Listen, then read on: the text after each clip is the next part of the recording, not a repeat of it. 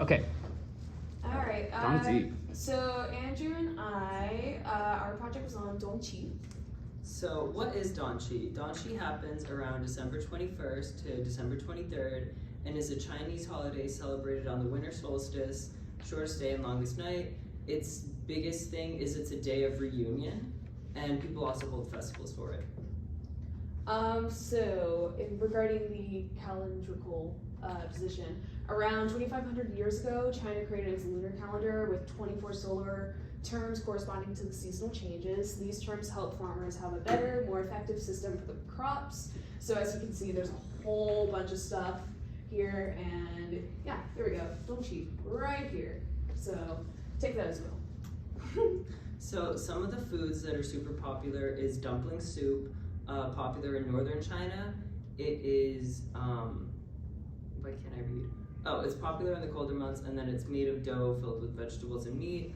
Tangyuan, which is more common in southern China, and that's sweet rice flour with a bean paste that come in many colors. And then lamb soup, popular in both places because they bring positive energy into the new year. Or yin energy.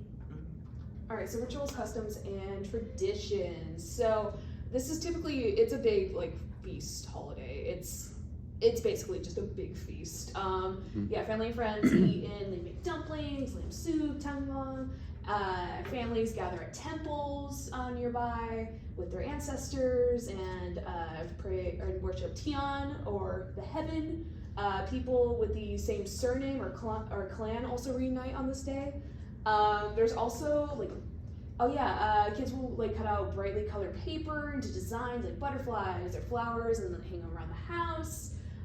They can also weave lanterns out of bamboo sticks to decorate their houses, or they send them to their friends to give them good luck. So it's kind of like a greeting card essentially.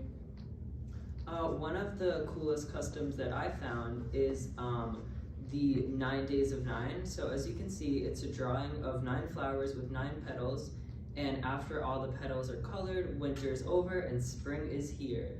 So the saying that goes with that is, people cannot even put their hands in cold air in the first and second 9 days. Walking on ice can be achieved in the third and fourth 9 days. Willows on the bank start to sprout in the fifth and sixth 9 days. Ices dissolve and water flows freely in the river in the seventh 9 days. In the eighth 9 days, wild geese fly back to northern areas, and for the following days, farm cattle start to work in the field. All right, so some myths and stories. We found a few stories around the food. So for example, dumplings, let's see. One of the most popular stories is about when, a healer and doctor from around 150 to 219 AD called Zhang Zhongjing. I think I'm saying that right. He came home to the people of his hometown having frostbitten ears from the brutal cold. He felt bad for these people, so he made them mutton soup and dumplings, put the dumplings in the hot soup, and the villagers were healed. So, magic dumplings, pretty awesome. People still, because of that, have dumpling soup on this day. Yin and Yang.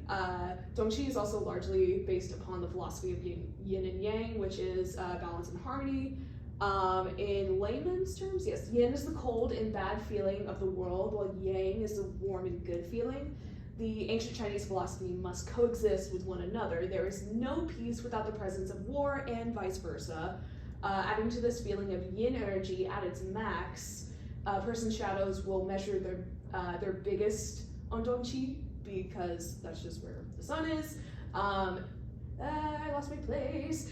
Yes, shadows represent uncertainty and evil, and so the symbolic interpretation of this day is that after this day of darkness, happy days with positive energy are coming. So also the closing overall attitude is a time for renewal and focusing on new improvements for the spring. Back in the day, this would be when the farmers would have their actual break, fix their tools, and be able to work towards the upcoming season, as well as they're finally not on the field so they can spend time with their family. And that's basically what the day has become. And yeah. Thank Amazing. you. Great job.